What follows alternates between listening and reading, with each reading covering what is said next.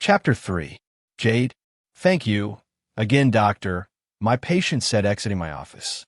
I smiled softly. Nolan wasn't lying to Oswald when he told him my profession and that I had opened an office in the Hamptons.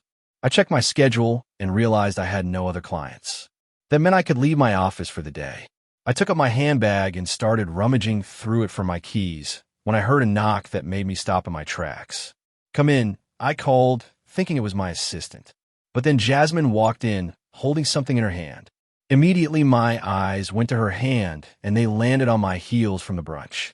Truth be told, it was after we left the brunch that I realized I had left them behind, but I couldn't be bothered to go back to the bar to look for them. "Do you have an appointment?" I asked, watching her take a seat in front of me. She placed my heels on the desk between us. "Nah, just came to return these." "How did you know I work here?" I asked her, retrieving my possession. "I called Nolan, and he told me where to find you." I nodded. "Okay. Well, thank you. You can leave now." "Not so fast. I also came to ask you to grab dinner with me." I shook my head. "I can't. I have work to do. Besides, we don't know each other that well." "I'm sure the work can wait." "It can't," I retorted immediately. A look of disappointment crossed her face. For some reason, I couldn't stand that look.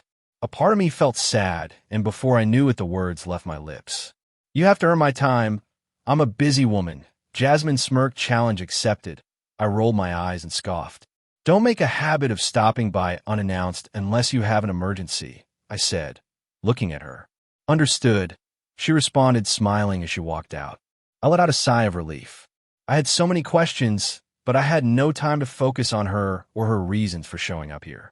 I informed my assistant that I was leaving early, then I gathered my things. 2 hours later. "What do you have for me?" I asked Nolan, sitting beside him on my couch.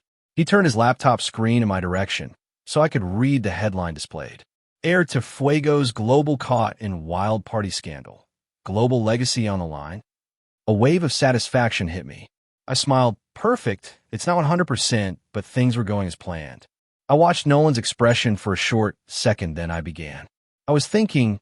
I paused to ensure I had Nolan's attention. "Thinking about what you said about taking out Oswald only and letting the other two suffer. And for now, it's just destroying his business and taking him out." Nolan smiled.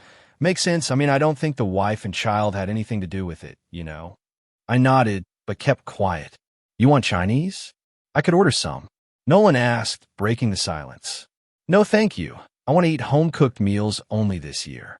I spent way too much last year on takeouts." He laughed. "Damn."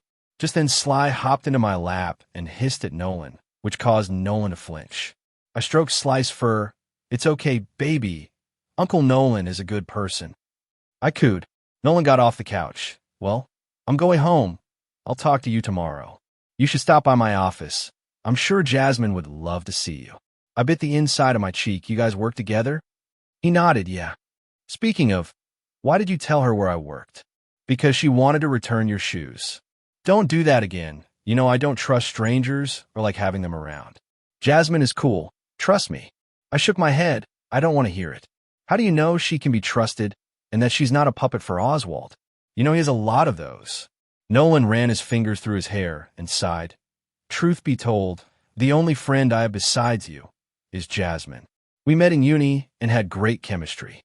I would have known by now if she was with Oswald's schemes." I sat Sly on the couch and crossed my legs beneath me. "I'm just saying, be careful." He nodded. "Yeah, see you later." I bid him goodbye and then went to the kitchen to get dinner started. The questions in my head keep increasing, but I'm sure I can trust him. He's my best friend.